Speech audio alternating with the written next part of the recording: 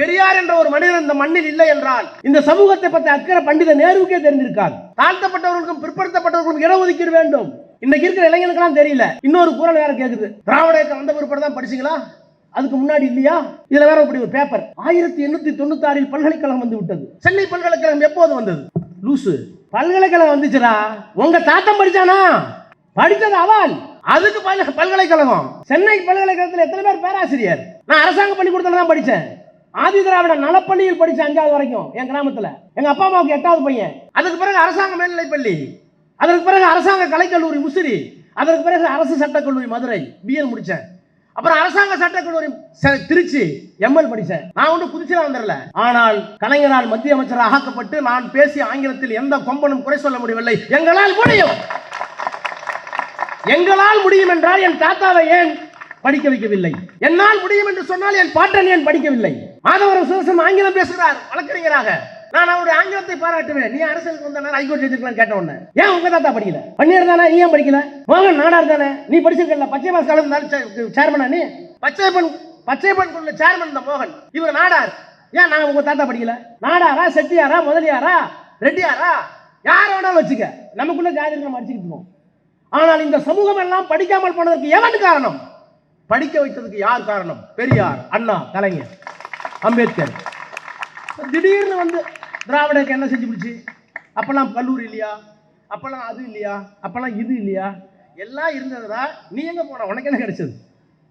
இதை கேட்டு பெறுவதற்கு ஒரு ஏக்கம் இருந்தது அல்லவா? பிறப்பால் எவனையும் தாழ்த்தாதே, வாய்ப்புகள் கொடுத்தால் எவனும் வரலாம். எங்க தாத்தா அவனை படிக்க கூடாதுன்னு சொன்னா நான் படிக்கிற படம் தூக்கியிருப்பான். சுதர்சன் தாத்தா படிக்க கூடாதுன்னு சொன்னதால அந்த அளவுக்கு கை பிடிச்சிருப்பாரு.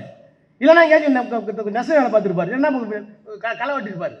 பிறக்கும் போதே ஒருவன் பிராமணன், பிறக்கும் போதே ஒருவன் சத்திரியன், பிறக்கும் போதே சூத்திரன், பிறக்கும் போதே பஞ்சமன். பஞ்சமனை தொடாதே, சூத்திரன் படிக்காதே. சூத்திரன் கை வச்ச சோற பிராமணன் சாப்பிடக்கூடாது. காங்கிரஸ் கட்சி மாநாட்டில் பிராமணர்களுக்கு தனியே சமையல், பிற்படுத்தப்பட்டவர்களுக்கு தனியே சமையல். பறையர் பண்ண நரந்தியர் மாநாட்டுக்கு போகவே முடியாது. இது காங்கிரஸ் கட்சியில நேருவே அப்படிதான் இருக்க முடிந்தது, வேற வழி இல்லை. பிற்படுத்தப்பட்டவருக்கு உரிமை கொடுத்த போது பிற்படுத்தப்பட்டவர்களுக்கு நாடாருக்கு, முதலியாருக்கு, செட்டியாருக்கு, வன்னியாருக்கு, கவுண்டருக்கு, முக்குளத்தோருக்கு இடஒதுக்கீடு கொண்டு வந்த போது உச்ச நீதிமன்றம் மறுத்தது, முடியாதுன்னு சொன்னிச்சு. பெரிய போராட்டம். நேருகிட்ட போய் கேட்டாங்க. நேரு சொன்னாரு, எப்படிங்க அரசாங்கத்தில் இடஒதுக்கீடு எல்லாத்துக்கும் கொடுத்துட்டா மெரிட் என்ன வருது, எஃபிஷியன்சி என்ன வருது, திறமை என்ன வருது, கொடுக்க முடியாதுங்களே என்ன? உலக வரலாற்றை படித்த நேருக்கு அதான் நிலைமை. ஆனால் அந்த போராட்டத்தை முன்னெடுத்து அரசியல் சட்டத்தை திருத்த வைத்து நேருவுக்கே புத்தி சொன்ன இயக்கம் இந்த இயக்கம். எங்கள் மொழியில என்ன இல்ல, சமஸ்கிருதம் வேற, எங்க மொழி வேற. எங்கள் மொழி எல்லோரையும் ஏற்றுக்கொண்டது. எங்கள் மொழி இஸ்லாத்தை ஏற்றுக்கொண்டோம், எங்கள் மொழி கிறிஸ்துவத்தை ஏற்றுக்கொண்டோம். உமர் புலவர் தமிழிலே பாடி இருக்கிறார், எங்களுக்கு பகை இல்லை.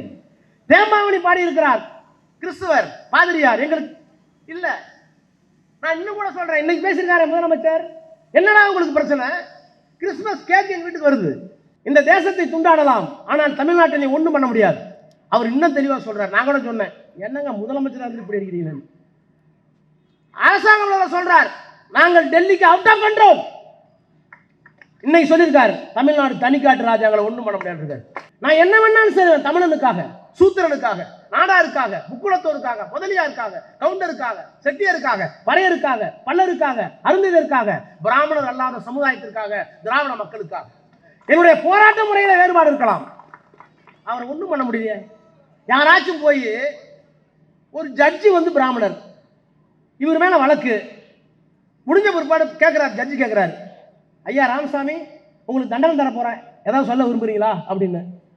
யாராச்சும் சொல்லுவாங்களா? படிச்சு பாருங்க.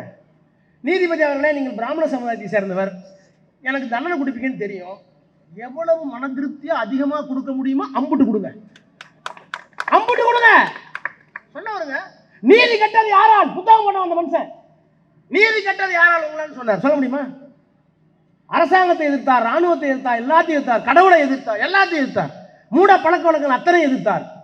கன்னடமும் கலிதெலுங்கும் கவின் மலையாளமும் தாயே தமிழே உன் உதிரத்தே உதித்தெழுந்தே ஒன்று பல ஆயுதம் என்று சொன்னார்களே. கன்னடா, மலையாளம், துளுலாம் தமிழ்ல இருந்து போடுச்சு. நாங்கள் திராவிட குடும்பம், நீங்க ஆரிய குடும்பம், உங்களுக்கு சமஸ்கிருதம், எங்களுக்கு தமிழ். பிறப்புக்கும் எல்லா உயிருக்கும் என்று சொன்னது நாங்க, யாதும் ஊரே யாவரும் கேள்வி சொன்னது நாங்க, எல்லோரும் படி என்று சொன்னது நாங்க. நீ ஜாதியை பிரிச்ச, படிக்காத என்ன, நீ தீண்டத்தகாதவன் என்ன, நீ சூத்திரன் என்ன. காந்திக்கு என்ன தெரியுமா? மயிலாப்பூர் சீனிவாசன் காங்கிரஸ் தலைவர். நான் சொல்றது 1927. 1927 மகாத்மா காந்தி சென்னை வந்தால் சீனிவாசன் வீட்டு ஐயர் வீட்டுல, காங்கிரஸ் கட்சி தலைவர் வீட்டுல திண்ணையில தான் படுக்கணும். நான் சொல்றதா போயில புத்தகம் இருக்கு. இப்ப என்னமா குறுக்கு சால் ஓட்டுறான். திராவிட இயக்கம் என்ன செய்து விட்டது? நேற்று வரைக்கும் கேமரா முன்னாலாம் வெளியே வந்து பேசுறேன் எங்களை பார்த்து. எங்களுக்கு இருக்கிற திமுறை என்ன தெரியுமா? மந்திரியா இருந்தோம்னா, எம்பியா இருக்கோம்னா, எங்களுக்கு இருக்கிற திமுறைலாம் பெரியார், அண்ணா, கலைஞர், முத்துவேல், கருணாநிதி, ஸ்டாலின், இந்த இயக்கம், இந்த திமுறை இருக்கிற வரைக்கும் எங்களை யாவனும் ஒன்றும் பண்ண முடியாது. நாங்களாக தான் இருப்போம். அந்த தைரியத்தை வர வைத்தவர் தலைவர். பெரியார் இருக்கிற போது அந்த ஆபத்து இல்லை. அண்ணா நாடாளுமன்றத்தில் முடிங்க நாங்கள் தனின்னு சொன்னார். அப்ப கூட அந்த ஆபத்தில் ஒரு 2 MP. கலைஞர் வந்தார் 100 MP. வாஜ்பாய் பிரதமர். நாங்கள் கூட்டணி வச்சோம். ஆனா என்ன சொன்னோம்? தம்பி நீ குடிகாரன்னு எனக்கு தெரியும், என்னோட இருக்கிறவங்க சாராயத்தோட. பிஜேபி மதவாத கொள்கை தெரியும், உங்களோட நாங்கள் வர தயார். ஒரு அரசியல் நெருக்கடி, காங்கிரஸ் எங்கோடு இல்ல. வாஜ்பாய் அவர்களை உங்களோட கூட்டணி வைக்க தயார். ஆனால் மசூதி இருந்த ராமர் கோவில் கட்டக்கூடாது அயோத்தியில், ஒரு கண்டிஷன். என்னடா அயோக்கியத்தனம், ஒரு காட்டு முராணித்தனம்.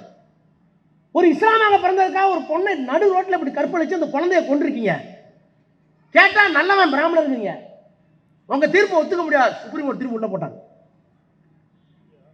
இந்த கொடுமையை ஆதரித்த இயக்கம் மோடியினுடைய இயக்கம் பிஜேபி. எங்க கையில் இருக்கு 3-4 பெண் இருக்கு. பெரியார் ஒரு அணுகுண்டு இருக்கு, அண்ணான்னு ஒரு கண்ணீர் குண்டு இருக்கு, கலைஞருங்கிற ஒரு பெரிய வெடிகுண்டு இருக்கு, எல்லாத்துக்கும் தாண்டி ஸ்டாலின்ங்கிற ஒரு மிகப்பெரிய பேர் ஆயுதம் இருக்கு. இதெல்லாம் இருக்குன்னு தெரிஞ்சுதான் எங்கள்கிட்ட ஒடியாரம். திராவிட முன்னேற்ற கழகம் இல்லை என்றால் இன்றைக்கு நாடாளுமன்றத்தில் என்ன எத்தனை பேருக்கு தெரியுமா பேச முடியும்? திராவிட முன்னேற்ற கழகம் ஒவ்வொரு ஆண்டும் சில நாட்களை குறித்து வைத்து அந்த நாட்களுக்குரிய சிறப்பை, பெருமையை, முக்கியத்துவத்தை, அந்த முக்கியத்துவம் எந்தெந்த தலைவர்களோடு எந்தெந்த கொள்கையோடு பின்னப்பட்டிருக்கிறது, பிணைக்கப்பட்டிருக்கிறது என்பதையெல்லாம் தமிழ்நாட்டு மக்களுக்கு நினைவூட்ட வேண்டும் என்பதற்காக சில நாட்களை குறித்து வைத்து நாம் விழா எடுக்கிறோம். தந்தை பெரியார் பிறந்த நாள், பேரறிஞர் அண்ணா பிறந்த நாள், திராவிட முன்னேற்ற கழகம் தோன்றிய நாள், இந்த 3 நாட்களும் செப்டம்பர் மாதத்திலே வருகின்ற காரணத்தினால் இந்த 3 விழாக்களையும் ஒன்றாக இணைத்து முப்பெரும் விழா என்று சொல்லி ஆண்டுதோறும் தலைமை கழகம் அறிவித்து பெரியாருக்கு, அண்ணாவுக்கு, அவருடைய கொள்கையை நிறைவேற்றி கொண்டிருக்கிற இந்த இயக்கத்திற்கு விழா எடுக்கின்ற விழா முப்பெரும் விழா. அதே போல தலைவர் கலைஞர் அவர்கள் பிறந்த நாளை ஜூன் மாதத்திலே முழுக்க கொண்டாடுகிறோம். அந்த தலைவன் இந்த மண்ணுக்கு, மொழிக்கு, இனத்திற்கு, நாட்டிற்கு, மாநிலத்திற்கு ஆற்றிய பணிகளை நிறைவு கூறுவதற்காக. அதற்கு பிறகு மார்ச் 1ஆம் தேதி இன்றைக்கு திராவிட மாடல் ஆட்சியினுடைய நாயகர் என்று நாம் எல்லோரும் புகழ்ந்து கொண்டிருக்கிறோமே, இந்தியா டுடே பத்திரிகை இந்தியாவில் இருக்கிற முதலமைச்சர்களில் நம்பர் 1 முதலமைச்சர் என்று பாராட்டி போற்றியதே. பெரியாரும் அண்ணாவும் கலைஞரும் என்ன செய்ய விரும்பினார்களோ அவற்றையெல்லாம் ஒன்றாக தொகுத்து திராவிட மாடல் என்று பெயர் கொடுத்தாரே, அந்த தலைவருக்கு அந்த மார்ச் மாதம் முழுக்க நாம் பிறந்த நாள் விழா கொண்டாடுகிறோம். அதற்கு பிறகு மொழிபெயர் தியாகிகள். இன்றைக்கு இந்தியாவில் எல்லா மாநிலத்திலேயும் எங்கெங்கெல்லாம் இந்தி வந்திருக்கிறதோ அங்கெங்கெல்லாம் மோடி புகுந்து விட்டார். மோடி புகுந்த மாநிலம் ஏதாவது ஒழுங்காக இருக்கிறதா, உரிமையோடு இருக்கிறதா என்றால் இல்லை. ஆனால் எந்த மோடிகளும் இங்கே வர முடியாது என்பதற்கு அடித்தளம் போட்டது இந்த மண்ணிலே இந்திய எதிர்ப்பு போராட்டம். இந்திய எதிர்ப்பு போராட்டத்தின் விளைவாக இன்றைக்கு தமிழர்கள் இந்திய ஆட்சி பணியிலே இருக்கிறார்கள், உலகமெங்கும் இருக்கிறார்கள். ஏனென்று கேட்டால் ஆங்கிலத்தில் நாம் தமிழிலும் ஆங்கிலத்திலும் வல்லமை பெற்றிருக்கிற காரணத்தினால். ஆனால் இந்த போராட்டத்திற்காக உயிரிழந்தவர்கள் எத்தனை பேர், தன்னுடைய தேக்குமர தேகங்களை தீக்கி இரையாக்கினவர்கள் எத்தனை பேர், விஷம் குடித்து இறந்தவர்கள் எத்தனை பேர், எத்தனை மாணவர்கள் இந்த போராட்டத்தில் எங்கள் கைகால்களை இழந்தார்கள், படிப்பை இழந்தார்கள், கல்வியை இழந்தார்கள். எனவே அவர்களுக்கெல்லாம் அஞ்சலி செலுத்த வேண்டும் என்பதற்காக இந்திய எதிர்ப்பு போராட்டத்தில் உயிர் நீத்தவர்களுக்கு வீர வணக்க நாள் பொதுக்கூட்டம் ஆண்டுதோறும் ஜனவரி மாதத்தில். இப்போது நம்முடைய ஆர்வீர் சகோதரர் உதயநிதி அவர்கள் பிறந்த தினமான அந்த நவம்பர் மாதத்திலிருந்து ஓராண்டு காலம் ஒரு மாத காலம் இன்றைக்கு அவருக்கு பிறந்த நாள். இப்படி திராவிட முன்னேற்ற கழகத்தின் சார்பில் பிறந்த நாள்கள் கொண்டாடப்படுகிறது என்றால் அதற்கு பின்னாலே ஒரு வரலாறு, அந்த வரலாறுக்கு பின்னாலே இருக்கின்ற செய்திகள், அந்த செய்திகள் அரசியலில் சமூகத்தில் ஏற்படுத்த வேண்டிய மாற்றங்கள், இந்த மாற்றங்களை கொண்டு வருவதற்கு நாம் ஆற்ற வேண்டிய களப்பணிகள், இவற்றையெல்லாம் ஆற்றாவிட்டால் இந்த மாநிலத்திற்கு இந்த தேசத்திற்கு வர இருக்கிற ஆபத்துகள், இவற்றையெல்லாம் ஒரு 30 நிமிடங்கள் சொல்ல வேண்டும் என்பதற்காகத்தான் திராவிட முன்னேற்ற கழகம் கலைஞர் இருந்த காலத்தில் இத்தனை நாட்களை குறித்து வைத்து விழா கொண்டாடி கொண்டிருக்கிறோம். உதயநிதி ஸ்டாலின் இன்றைக்கு துணை முதலமைச்சர், விளையாட்டுத்துறையை எடுத்துக்கொண்டார். அதற்கு பிறகு ஒவ்வொரு மாவட்டத்திலேயும் அரசனுடைய திட்டங்கள் முறையாக செயல்படுத்தப்படுகிறதா என்கின்ற அந்த துறை அமலாக்கத்துறை எடுத்தார். எத்தனையோ திட்டங்களை எத்தனையோ அமைச்சர்கள் தந்தாலும் கூட அந்த திட்டங்கள் எல்லாம் எல்லா மாவட்டத்திலேயும், சென்னையில், பெரம்பலூரில், அரியலூரில், நீலகிரியில், கோவையில், ஈரோடில், திருப்பூரில், சிவகங்கையில், கன்னியாகுமரியில் அவையெல்லாம் முழுமையாக போய் சேர்கிறதா என்ற ஆய்வு செய்கிற பணிகளை அவர் மேற்கொண்டார். இன்றைக்கு அதனுடைய விளைவாக நம்முடைய முதலமைச்சர் பெருமை பெற்றுக் கொள்கிறார்களே. இந்தியாவினுடைய ஒட்டுமொத்த வளர்ச்சி மோடி 56 இன்ச் அகலம் கொண்ட மார்பகலம் கொண்ட மோடி சொல்லுகிறார், நாங்கள் இன்றைக்கு ஏறத்தாழ 9% வளர்ச்சியை பெற்றிருக்கிறோம், காங்கிரஸை விஞ்சி இருக்கிறோம், மன்மோகன் சிங்கை விஞ்சி இருக்கிறோம், பொருளாதார துறையில் நாங்கள் பெற்ற வளர்ச்சி 8.5% அல்லது 6% அல்லது 9% என்று அவர்கள் ஆய்வறிக்கை கொடுத்த அடுத்த மாதத்தில் தமிழ்நாட்டினுடைய ஆய்வறிக்கை வருகிறது. தமிழ்நாட்டில் உங்களுடைய தொகை 1 பைசா இல்லாமல், புயல் வந்து 4000 கோடி கேட்டால் நீங்கள் கொடுப்பது 400 கோடி கூட அல்ல. கல்விக்கு வர வேண்டிய பணம் 4000 கோடி. ஆனால் இந்தியை பேசினால்தான், இந்தியை புகுத்தினால்தான், இந்தியை ஏற்றுக்கொண்டால்தான் நாங்கள் தருவோம். நம்முடைய தலைவர் சொன்னார், முதலமைச்சர் சொன்னார், ஒப்புக்கொள்ள மாட்டோம். நீங்கள் 4000 கோடி அல்ல 10,000 கோடி கொடுத்தாலும் உங்கள் பணம் எங்களுக்கு தேவையில்லை. எங்கள் மொழியை மண்ணை நேசிக்கிறோம், உங்கள் மதவாதத்தை நாங்கள் ஒப்புக்கொள்ள மாட்டோம் என்று சொல்லக்கூடிய அந்த முதலமைச்சர் இத்தனை சோதனைகளுக்கும் பிறகு, நான் இன்னும் ஒருபடி மேலே போய் சொல்கிறேன். இந்த ஆட்சி வருகிற போது, தேர்தல் வருகிறது என்கிற காரணத்தினால் நாம் எல்லோரும் பல செய்திகளை மறந்து விடுகிறோம். அடுத்த தேர்தல் வரப்போவது, மீண்டும் முதலமைச்சராக வர வேண்டும் என்று நாம் எல்லோரும் விரும்புகிறோம். ஆனால் இந்த மனிதர், இந்த தலைவர் முதலமைச்சராக பொறுப்பேற்றுக் கொண்ட நேரத்தில், அந்த பொறுப்பேற்ற நாளில் தமிழ்நாட்டுடைய நிலைமை என்ன? யாருடைய முகத்தையாவது யாரும் பார்த்துக்கிட்டோமா? யாருன்னே தெரியாது. எல்லா முகத்திலையும் கவசம். கொரோனா உச்சகட்டத்தில் இருந்தது, யாருக்கும் தெரியல, சேவ் கூட பண்ண முடியல, முடித்திருக்கிற கடை இல்லை, எல்லா கடையும் மூடி கிடந்தது. முகத்தை திறந்து காமிக்கணும்னா மாஸ்கை திறந்து காமிச்சா சுதர்சனம் யாரு, புலநாராயணன் யாரு, சீனிவாசன் யாருன்னு தெரியும், மோகன் யாருன்னு தெரியும். அப்படி எங்கு பார்த்தாலும் பதட்டம், எங்கு பார்த்தாலும் மருத்துவமனையில் மரண ஓலம், எல்லாத்துக்கும் ஆக்சிஜன் சிலிண்டர் கிடைக்கல, மோடியால் கொடுக்க முடியல, நாங்களே வாங்கிட்டு வந்தார். இப்படி மரண ஓலம் உச்சக்கட்டத்தில் இருந்தபோது, இன்னும் நான் ஒருபடி மேலே போய் சொல்கிறேன், மரண ஓலம் எங்கு பார்த்தாலும் பிண குவியல். வடநாட்டிலே எரியூட்டுகின்ற தகன மேடையில் பிரேதத்தினுடைய தாங்கிக் கொண்டு வண்டிகள் 50-60 நிற்குது. ஒரு பிரேதம் எரிவதற்கு 3 மணி நேரம். எப்போது என் தந்தையை நான் எரிப்பேன், எப்போது என் பிள்ளையை எரிப்பேன், கலங்கிக் கொண்டு 8 மணி நேரம், 10 மணி நேரம், 24 மணி நேரம் காத்திருந்தார்கள். ஒரிசாவில், மகாராஷ்டிராவில். தமிழ்நாட்டில் அந்த அளவுக்கு இல்லை என்றாலும் அந்த ஓலம் கேட்டது. அப்படிப்பட்ட நேரத்திலே இந்த பிரதமர் வெளியே வந்தாரா? பாகிஸ்தான் எனக்கு துச்சம், சீனாவை நான் எதிர்ப்பேன், இந்தியாவை வல்லரசாக்குவேன் என்று சொன்ன மோடி கொரோனா உச்சக்கட்டத்தில் இருந்தபோது வெளியே வந்து ஒரே ஒருவரை போய் மருத்துவமனையில் பார்த்தாரா? அந்த அமைச்சர்கள் பார்த்தார்களா? நிர்மலா சீதாராமன் வெளியே வந்தாரா? PS கோயல் வெளியே வந்தாரா? ஏன் அங்கெல்லாம் விடுங்க, இங்க எடப்பாடி பழனிசாமி முதலமைச்சர் அவர் வெளியே வந்தாரா? விஜயபாஸ்கர் மருத்துவத்துறை அமைச்சர் அவர் வெளியே வந்தாரா? ஏன் உலகத்தில் இருக்கிற எந்த கொம்பன் ட்ரம்ப் வெளியே வந்தாரா? ரஷ்யாவுடைய பிரதமர் வெளியே வந்தாரா? எந்த அரசியல் கட்சியுடைய தலைவனாவது வெளியே வந்தானா? இல்ல.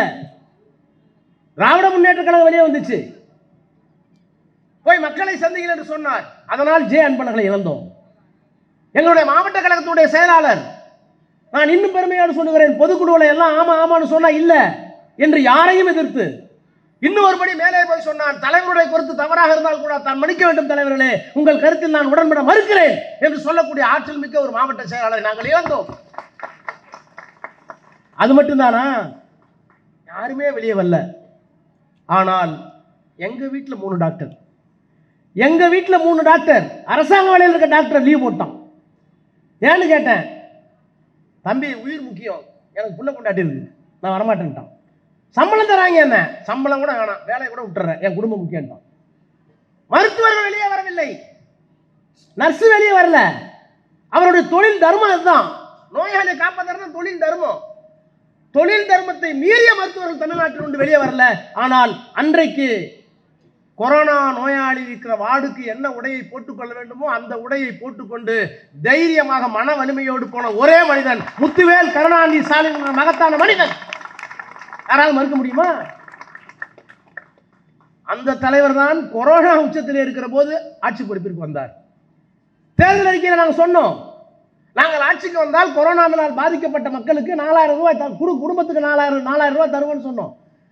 குடும்ப அட்டைக்கு 4000 தர முடியுமான்னு கேட்டாங்க. தந்த ஆட்சி இந்த ஆட்சி, தந்த தலைவர் நம்முடைய தலைவர். அதற்கு பிறகு ஒரு வீட்டுக்கு போகிறார், அப்பாவை இழந்து விடுகிறான். அந்த சிறுவன் படித்துக் கொண்டிருக்கிறான், அப்பாவை இழந்து விட்டானா, அவருக்கு மாதந்தோறும் 5000. இன்னொரு வீட்டுக்கு போகிறார், அம்மாவும் இல்லையா, அவனுக்கு மாதம் 10000 ரூபாய் படிப்பு செலவுக்கு. இப்படித்தான் ஒரு ஆட்சிக்கு வந்த போது தமிழ்நாட்டுடைய நிலைமை இருந்தது. அது மட்டும் தானா, அதற்கு பிறகு இன்னும் ஒரு 6 மாசம் போச்சு, அதுல இருந்து வெளியே வந்துட்டோம். கொரோனா ஆபத்திலிருந்து தமிழ்நாட்டு மக்களை காப்பாற்றினார் இந்த மனிதர், இந்த முதலமைச்சர். ஒரு 6 மாசம் தான் சென்னை முழுகியது, சென்னை முழுகியது, வெள்ளம். அப்படியே ஒரு வருஷத்துக்கு முன்னாடி ஜெயலலிதா முதலமைச்சராக இருக்கும்போது சென்னை முழுகியது. சென்னை முழுகியப்ப எப்படி தெரியுமா இருந்துச்சு? அப்பார்ட்மெண்ட்ல 56 வீடு, எங்க மாமா வீடு, 56 வீட்டுல எவன் இருக்கிறான்னு யாருக்கும் தெரியல. மிதந்த பிற்பாடு தான் 56 பேர் மொட்டை மாடிக்கு போனோம். அவன் மொட்டை மாடிக்கு போய் கதறினான், ஜெயலலிதா வெளியே வரல. தண்ணி வடிகிறதுக்கு 1 மாசம் ஆச்சு, முதலமைச்சரை காணும், துணை முதலமைச்சரை காணும், எந்த அமைச்சரையும் காணும், கார்பரேஷன் கமிஷனர் காணும்.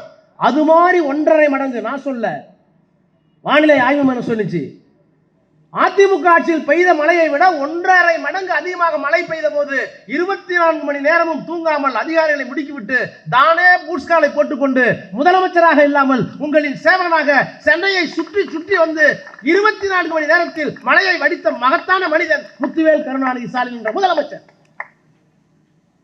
சும்மாலாம் நாங்கள் பிறந்த நாளை யாரும் கொண்டாடல, எங்களுக்கெல்லாம் வரலாறு. இதற்காகத்தான் பிறந்த நாள்.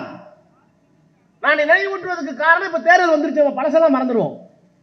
திடீர்னு அவனாவது வருவான் பவுடர் பூசிக்கிட்டு, குடும்ப ஆட்சி, அந்த ஆட்சி, இந்த ஆட்சி. செய்த சேவைகளை சில நேரத்தில் மறந்துவிடக்கூடாது என்பதற்காக சொல்லுகிறேன். இப்படிப்பட்ட அடிப்படையோடு பிறந்த நாளை கொண்டாடுகிற நாம் இன்றைக்கு இந்த உதயநிதி ஸ்டாலினுக்கு பிறந்த நாள் கொண்டாடுகிறோம். எது திராவிட இயக்கம்? நான் சொன்னேனே, தமிழ்நாடு தலித்திருக்கிறது என்று. அவருடைய வளர்ச்சி 8.5%, நாம் 12% எட்டி இருக்கிறோம். எந்த துறையில பின்னடைந்திருக்கிறோம்? இதற்கெல்லாம் யார் காரணம்? தந்தை பெரியார் காரணம். பெரியார் என்ற ஒரு மனிதன் இந்த மண்ணில் இல்லை என்றால் இந்த சமூகத்தை பற்றி அக்கறை பண்டித நேருக்கே தெரிஞ்சிருக்காது. தாழ்த்தப்பட்டவர்களுக்கும் பிற்படுத்தப்பட்டவர்களுக்கும் இடஒதுக்கீடு வேண்டும். இன்னைக்கு இருக்கிற இளைஞர்களுக்கெல்லாம் தெரியல. இன்னொரு குரல் வேற கேட்குது, திராவிட இயக்கம் வந்த பிற்பாடு தான் படிச்சீங்களா, அதுக்கு முன்னாடி இல்லையா? இதுல வேற இப்படி ஒரு பேப்பர், 1896 பல்கலைக்கழகம் வந்து விட்டது. சென்னை பல்கலைக்கழகம் எப்போது வந்தது? லூசு, பல்கலைக்கழகம் வந்துச்சுடா, உங்க தாத்தம் படிச்சானா? பல்கலைக்கழகம் கொண்டு வந்தாண்டா, உங்க பாட்டி படிச்சதா? படிச்சது அவள். அதுக்கு பல்கலைக்கழகம். சென்னை பல்கலைக்கழகத்தில் எத்தனை பேர் பேராசிரியர்? நான் அரசாங்க பள்ளிக்கூடத்தில் தான் படித்தேன். ஆதி திராவிட நலப்பள்ளியில் படித்தேன் 5வது வரைக்கும் என் கிராமத்தில். எங்கள் அப்பா அம்மாவுக்கு 8வது பையன். அதுக்கு பிறகு அரசாங்க மேல்நிலைப்பள்ளி, அதற்கு பிறகு அரசாங்க கலைக்கல்லூரி முசிறி, அதற்கு பிறகு அரசு சட்டக்கல்லூரி மதுரை பிஎல் முடித்தேன். அப்புறம் அரசாங்க சட்டக்கல்லூரி திருச்சி எம்எல் படித்தேன்.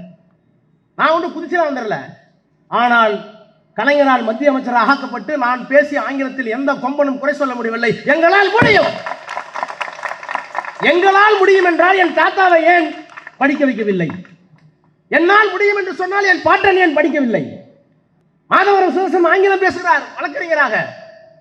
நான் அவருடைய ஆங்கிலத்தை பாராட்டுவேன். நீ அரசியலுக்கு வந்த ஹைகோர்ட் ஜட்ஜுக்கெல்லாம் கேட்ட உடனே ஏன் உங்க தாத்தா படிக்கல? வன்னியர் தானே, நீ ஏன் படிக்கல?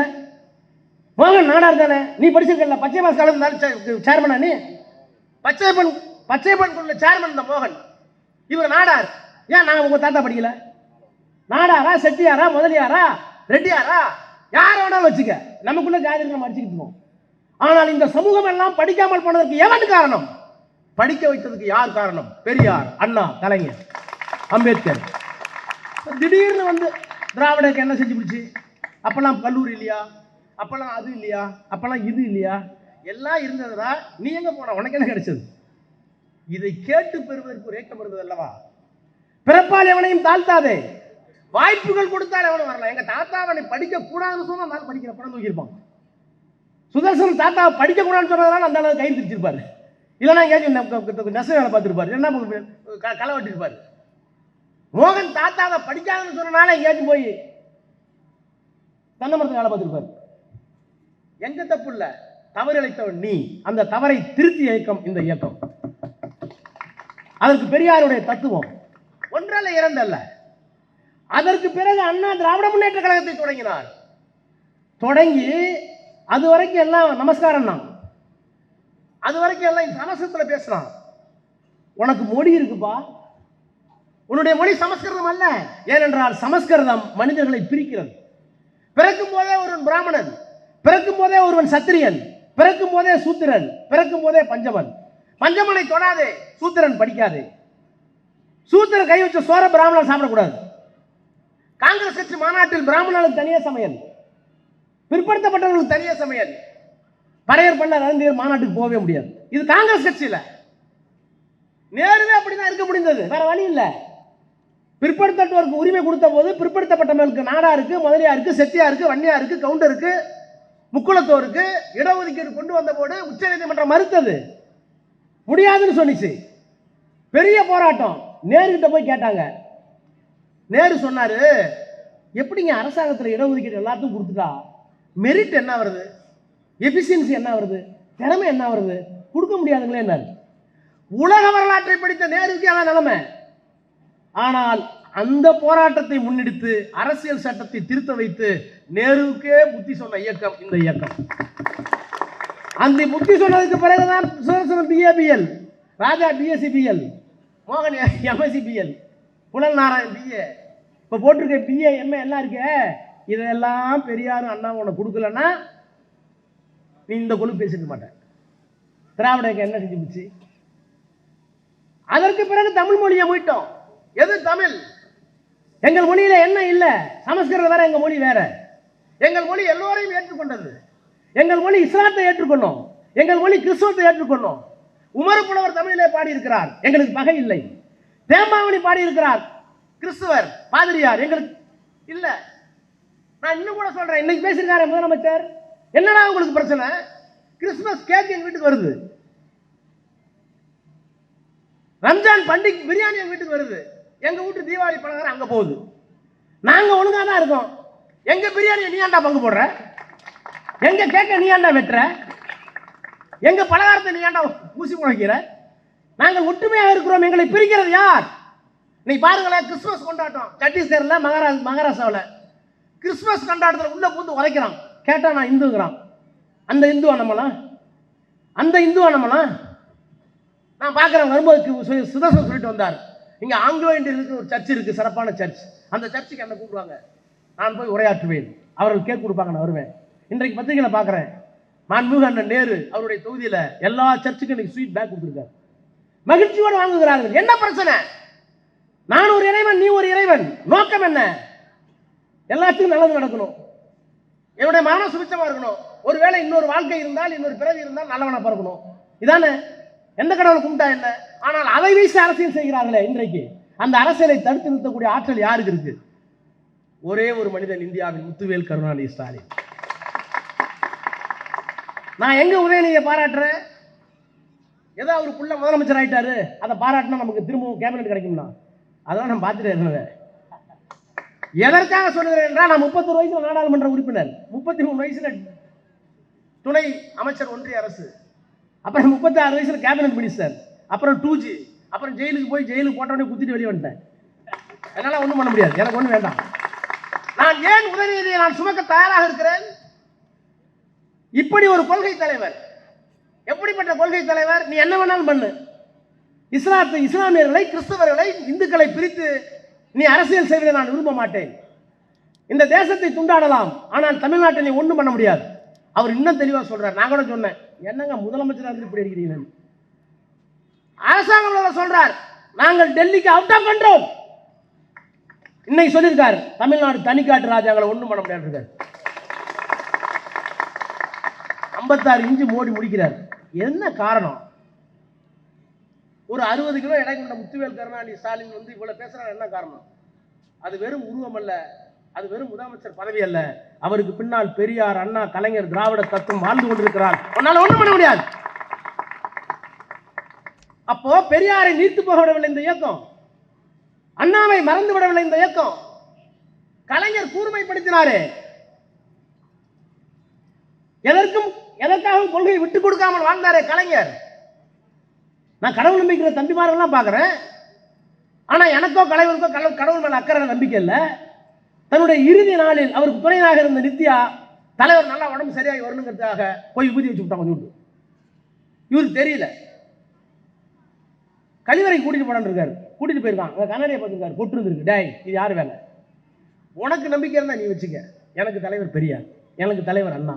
என் கொள்கைகளை மாறமாட்ட சாகர வரைக்கும் நான் மனிதர்களை நேசிக்கிறேன், தாழ்த்தப்பட்ட நேசிக்கிறேன், பிற்படுத்தப்பட்ட நேசிக்கிறேன், இஸ்லாமியர்கள் நேசிக்கிறேன், எல்லோரும் சமம் என்ற எல்லாவற்றையும் நான் நேசிக்கிறேன். அந்த கொள்கை எதுக்கிற எவனையும் நான் ஒப்புக்கொள்ள மாட்டேன், கடவுளாக இருந்தாலும் ஒப்புக்கொள்ள மாட்டேன் சொன்னவர் கலைஞர். இதை நீர்த்து கொள்ளாமல் பார்த்துக் கொள்கிற யார் ஒருவரோ அவர் தான் இந்த இயக்கத்துக்கு தலைவராக வரும். இன்னைக்கு என்ன பெரிய ஆபத்து தெரியுமா? இன்னைக்கு கூட ஒரு இன்டர்வியூ, சுதர்சன் இருந்தார் இன்டர்வியூ, கலைஞருடைய கடைசி நாள்கள் தந்தியில் ஒரு இன்டர்வியூ கட்டாமல் கொடுத்துட்டு தான் வந்தேன். நீங்க நல்லா நினைச்சு பாருங்க, நம்ம எங்க தெரியுமா இருக்கோம்? பெரியார் என்கின்ற ஒற்றை மனிதர் என்ன வேணாலும் செய்வார். பிள்ளையார் சிலை உடைப்பார், ஒருத்தரும் கேட்க முடியாது. ராமர் படத்தை போட்டு எரிப்பார், கேட்க முடியாது. தேசிய கொடியின் கோவண துணியினார், ஒண்ணும் பண்ண முடியல. தேசப்படத்தை எரித்தார், அரசியல் சட்டத்தை எரித்தார், கலகம் செய்தார். எதற்காக? இந்த இனம் வாழ வேண்டும் என்பதற்காக. நான் என்ன வேணாலும் செய்வேன், தமிழனுக்காக, சூத்திரனுக்காக, நாடாருக்காக, முக்குளத்தோருக்காக, முதலியாருக்காக, கவுண்டருக்காக, செட்டியருக்காக, பறையருக்காக, பல்லருக்காக, அருந்ததற்காக, பிராமணர் அல்லாத சமுதாயத்திற்காக, திராவிட மக்களுக்காக.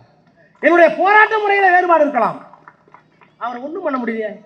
யாராச்சும் போய் ஒரு ஜட்ஜி வந்து பிராமணர், இவர் மேல வழக்கு முடிஞ்ச பிற்பாடு கேட்கிறார், ஜட்ஜி கேட்கிறார், ஐயா ராமசாமி, உங்களுக்கு தண்டனை தர போறேன், ஏதாவது சொல்ல விரும்புறீங்களா அப்படின்னு. யாராச்சும் சொல்லுவாங்களா? படிச்சு பாருங்க.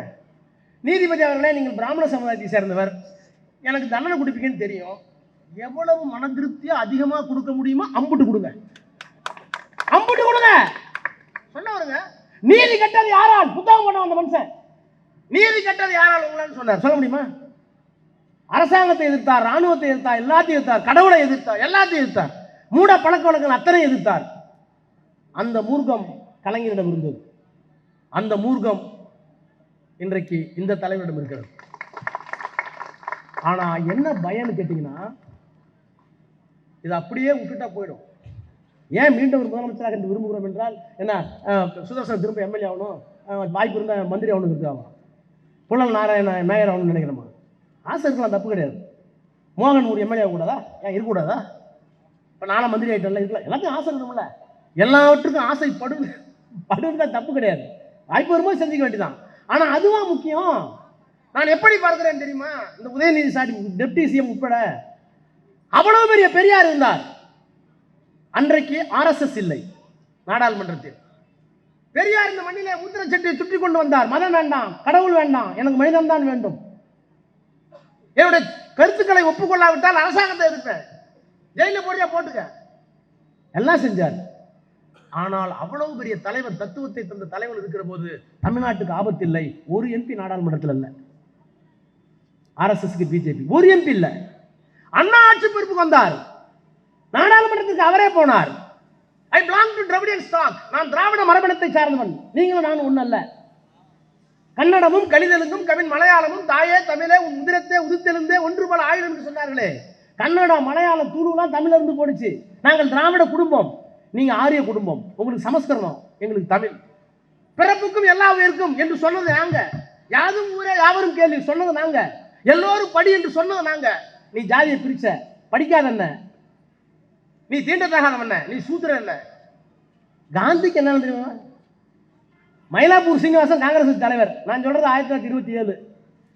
1927 மகாத்மா காந்தி சென்னை வந்தால் சீனிவாசன் வீட்டு ஐயர் வீட்டுல, காங்கிரஸ் கட்சி தலைவர் வீட்டுல திண்ணையில தான் படுக்கணும். நான் சொல்றதா பொய்யில புத்தகம் இருக்கு. 1927 மகாத்மா காந்தி சென்னைக்கு வந்தால் இங்க சீனிவாச ஐயங்கார், மயிலாப்பூர் சீனிவாச ஐயங்கார் காங்கிரஸ் கட்சியுடைய தலைவர், அவர் வீட்டில் திண்ணையில தான் இடம். 27 தான் சுயமரியாதை வருது. பெரியார் அடிக்கிற அடியில 1935 திரும்ப பெரியார் வர்றார், காந்தி வர்றார். கஸ்தூரிபா காந்தி மனைவி அழைச்சிட்டு வர்றார். இங்க போராட்டம் தூக்கிட்டு நிக்குது பெரியாரால. நைஸா ஐயர் சொல்றார், நீங்க திண்ணையெல்லாம் படுக்காதீங்க, நான் ஒளிஞ்சிருவேன், இங்க பெரியார் இருக்காரு, வீட்டுக்குள்ள வந்து படுங்க. மகாத்மா காந்தியை வீட்டுக்குள்ள உட்கார வச்ச இயக்கம், படுக்க வச்ச இயக்கம் எங்க இயக்கம்டா. மகாத்மா காந்திக்கு தேசப்பிதாவுக்கு எந்த நிலைமை. இப்ப என்னமா குறுக்கு சால் ஓட்டுறான். திராவிட இயக்கம் என்ன செய்து விட்டது? நேற்று வரைக்கும் கேமரா முன்னாடி வெளியே வந்து பேசுறேன் எங்களை பார்த்து. எங்களுக்கு இருக்கிற திமுறை என்ன தெரியுமா? மந்திரியா இருந்தோம்னா, எம்பியா இருக்கோம்னா, எங்களுக்கு இருக்கிற திமுறலாம் பெரியார், அண்ணா, கலைஞர், முத்துவேல், கருணாநிதி, ஸ்டாலின், இந்த இயக்கம், இந்த திமுறை இருக்கிற வரைக்கும் எங்களை யாவனும் ஒன்றும் பண்ண முடியாது. நாங்களாக தான் இருப்போம். அந்த தைரியத்தை வர வைத்தவர் தலைவர். பெரியார் இருக்கிற போது அந்த ஆபத்து இல்லை. அண்ணா நாடாளுமன்றத்தில் பிடிங்க நாங்கள் தனின்னு சொன்னார். அப்ப கூட அந்த ஆபத்தில் ஒரு 2 எம்பி. கலைஞர் வந்தார் 100 எம்பி. வாஜ்பாய் பிரதமர், நாங்கள் கூட்டணி வச்சோம். ஆனா என்ன சொன்னோம்? தம்பி நீ குடிகாரன்னு எனக்கு தெரியும், என்னோட இருக்கிறவங்க சாராயத்தோட. பிஜேபி மதவாத கொள்கை தெரியும், உங்களோட நாங்கள் வர தயார். ஒரு அரசியல் நெருக்கடி, காங்கிரஸ் எங்கோடு இல்ல. வாஜ்பாய் அவர்களை உங்களோட கூட்டணி வைக்க தயார். ஆனால் மசூதி இருந்த ராமன் கோவில் கட்டக்கூடாது அயோத்தியில், ஒரு கண்டிஷன். காஷ்மீருக்கு வழங்கப்பட்ட சிறப்பு அதிகாரம் கை வைக்கக்கூடாது, அரசியல் சட்டம் 370. இஸ்லாமியர்களுக்கு பொது சிவில் சட்டம் கொண்டு வரக்கூடாது, அவர்களுக்கு என்று தனித்த உரிமை இருக்கிறது. இந்த 3லையும் நீ கை வைக்க மாட்டேன்னு சத்தியம் பண்ணி கையெழுத்து போட்டினா நான் வர்றேன். வந்தாங்க போனோம். அப்ப பெரியார் இருக்கிற போது மதவாதம் இல்லை, அண்ணா இருக்கிற போது அரசியல் மதம் கோலோச்சவில்லை, வாஜ்பாய் இருந்த போது மதத்தை நாங்கள் கட்டுப்படுத்தி வைத்திருந்தோம். ஆனால் பெரியார் இல்லை, கலைஞர் இல்லை, அண்ணா இல்லை. இன்றைக்கு ருத்ரதாண்டம் ஆடும், ருத்ரதாண்டம் ஆடும். நான் திறந்த இந்த மைதானத்தில் பெண்கள் வந்திருக்கிறார், அவர்களுக்காக சொல்லுகிறேன். பில்கிஸ் பானு ஒரு பொண்ணு குஜராத்தில். பில்கிஸ் பானு இஸ்லாமியாக பிறந்ததுதான் தப்பா? நான் என்ன வரங்கட்டு பிறந்தனா? நான் ஆயுதராடுக்கு பறக்கணும்னு சுதர்சன மனு போட்டாரா? நான் வன்னியரா பறக்கணும்னு? புலநாயகன் போட்டிய மனு, நீ பாட்டியா மனு? இந்த ஜாதியில் இப்படிதான் பறக்கணும். டே, எங்களை கேட்காம கொடுக்கப்பட்ட ஜாதி. கல்வி நான் பெற்றுக்கொண்டது, பணம் நான் சம்பாதிச்சது, ஒழுக்கம் நான் சம்பாதிச்சது, சாதி மயிறு நான் சம்பாதிக்கல, எவனை கொடுத்தது? நான் பொறுப்பல்ல. ஆனா பில்கிஸ் பானு ஒரு முஸ்லீமா பிறந்த பொண்ணு, ஒரு 3 மாத கர்ப்பிணி, கையில 3 வயசு குழந்தை, குடும்பத்தோட 7 பேர் நடந்து போறாங்க. நல்லா கவனிங்க பெண்கள். திடீர்னு வர்றான் 10 பேர், காவி துண்டை போட்டுக்கிட்டு, ஜெய் ஸ்ரீராம், பாரத் மாதாக்கு ஜெய்.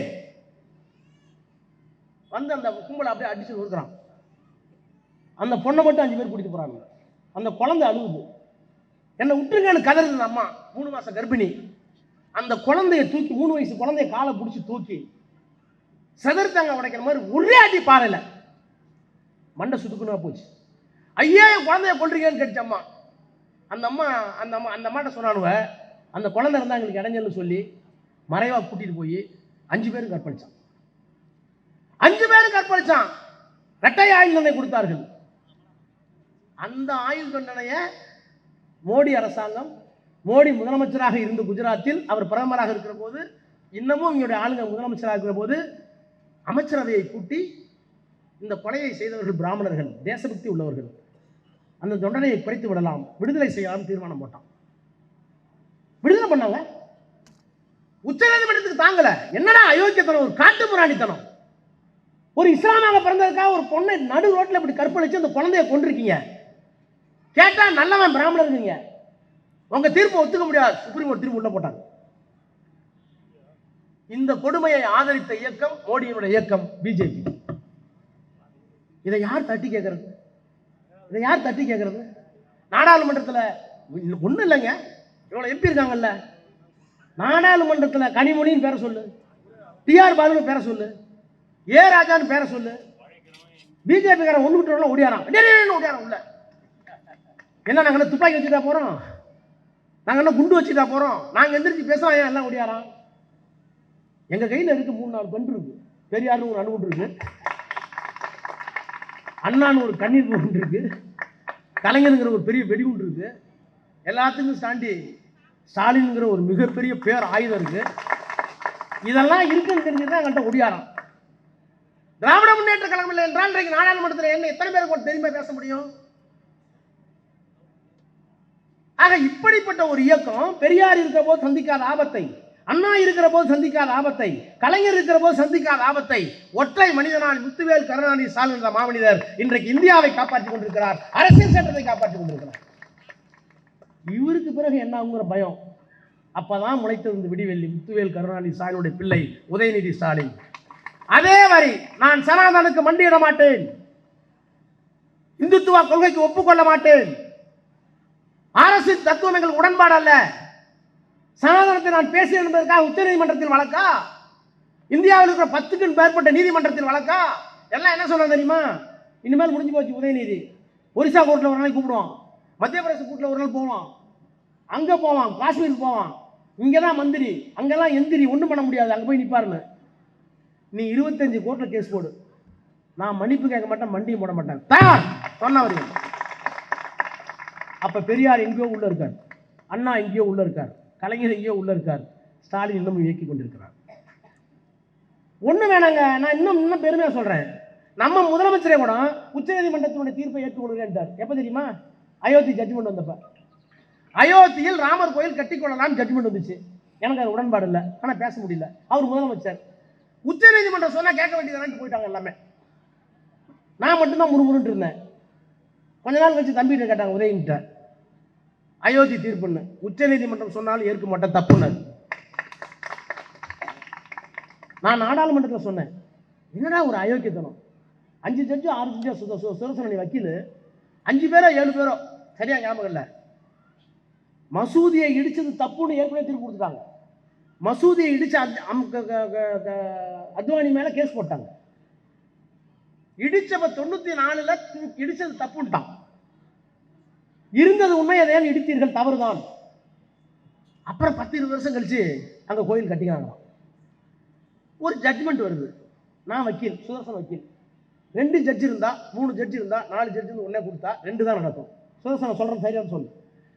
3 ஜட்ஜ் இருக்காங்க ஒரு பெஞ்சில், 2 பேர் ஒன்று சொல்றாங்க, ஒருத்தர் இல்லை நான் ஒத்துக்கலன்னு எழுதலாம், எல்லாமா டிசன் நோட். அப்போ 2 ஜட்மெண்ட் வரும், நாங்கள் 2 பேரும் ஒன்றா சொல்றோம், இந்த ஒருத்தர் மாறுபடுறாரு. 4 பெஞ்ச் இருந்து வச்சுங்க, 2 பேர் ஒன்று சொல்றாங்க, 2 பேர் ஒன்று சொல்றாங்கன்னா அது இன்னொரு பெஞ்சுக்கு போகும். ஆனா யார் என்ன எழுதணுங்கிறதுக்கு ரெக்கார்ட் இருக்கணும். 5 பேர் சேர்ந்து ஆர்குமெண்ட்லாம் முடிஞ்சதுக்கு பிறகு இல்லை நாங்கள் இப்படித்தான் முடிவு செய்திருக்கிறோம்னா அந்த ஜட்ஜ்மெண்ட்டை யாராவது ஒருத்தர் எழுதணும். இந்த 5 பேர் முதல்ல 5 பேர் பெஞ்சில் வச்சுங்க, நாராயணனோ மோகனோ அவரோ வட்ட செயலாளர் என்ன சொல்லணும்னா, இல்லை நமக்கு உடன்பாடு தானே, புலனாரன் நீங்கள் எழுதுறீங்களா, சதர்சன் நீங்கள் எழுதுறீங்களா அப்படின்னு சுதர்சனை எழுதி சுதர்சனை கையெழுத்து போட்டு மீதி 4 ஜட்ஜும் இதை ஒப்புக்கொள்கிறோம் எழுதணும். ஜட்ஜ்மெண்ட் யார் எழுதுனான்னு தெரியணும், அப்புறம் தான் ஒத்துக்கிட்ட ஜட்ஜ் கையெழுத்து போடணும். ஆனால் அயோத்தி தீர்ப்புக்கு வந்த ஜட்ஜ்மெண்ட் அனாதை ஜட்ஜ்மெண்ட், யார் எழுதுனாங்கன்னு இது வரைக்கும் தெரியாது. 5 பேர் கையெழுத்து போட்டுருக்காங்க, எழுதுறது யார் இது வரைக்கும் தெரியல. 5 பேர்ல யார் இந்த ஜட்ஜ்மெண்ட் எழுதுனீங்க தெரியல. இப்படி நீதித்துறையின் வரலாற்றில் இல்லவே இல்லைன்னு காரித்து போறா எல்லாரும். நீதிமன்றம் சொல்லிவிட்டதை ஏற்றுக் கொண்டுகிறேன் என்று எல்லோரும் 140 கோடி பேர் சொல்லிட்டான். ஒரே ஒரு குரல், உச்ச நீதிமன்றம் சொன்னாலும் தவறு என்று சொன்ன ஒரு குரல், என் அருமை தம்பி உதயநிதி ஸ்டாலின் குரல். நடக்குது நடக்கல, சொல்றதுக்கு ஒரு தைரியம் வேணும்ல. எனவேதான் சொல்லுகிறேன், இந்த ஆட்சி மீண்டும் வர வேண்டும் என்பதற்காகவோ அல்லது இங்கெல்லாம் எம்எல்ஏ ஆகணுங்கிறதுக்காகவோ அதெல்லாம் வரணும், வந்தால் தான் இந்த நாட்டை காப்பாற்றலாம், மொழியை காப்பாற்றலாம், கிறிஸ்தவர்களை காப்பாற்றலாம், இஸ்லாமியரை காப்பாற்றலாம். இந்துக்கள் நீங்க சொல்லிக்கிறாங்களே, எந்த இந்து? நம்ம சொல்றதுக்கு இந்து 1000 வருஷம் நாங்கள் படிக்காம விட்டீங்களா, நாங்களும் இந்து. 1000 வருஷம் படிச்சு விட்டு தின்னுட்டு அலையிறீங்களே, நீங்களும் இந்து. கேட்டா இந்தும்பீங்க. இந்த பாமர இந்துக்களுக்காக, படிக்காத இந்துக்களுக்காக 2000 ஆண்டுகள் பரிதவித்துக் கொண்டிருக்கின்ற எல்லாவற்றையும் வந்திருக்கிற இந்துக்களுக்காக போராடுகிற இயக்கம் இந்த இயக்கம். தாழ்த்தப்பட்டவனுக்கு, பிற்படுத்தப்பட்டவனுக்கு, கிறிஸ்தவனுக்கு, இஸ்லாமியர்களுக்கு, மொழி சிறுபான்மை மக்களுக்கு போராடுகின்ற இயக்கம் இந்த இயக்கம். இந்த இயக்கத்தினுடைய தத்துவம், சித்தாந்தம், கொள்கை நீர்த்து போகாமல் இருக்கிற ஒரு மாபெரும் இளைஞனை நாம் தூக்கி சேர்க்க வேண்டும். வாழ்க உதயநிதி. வணக்கம்.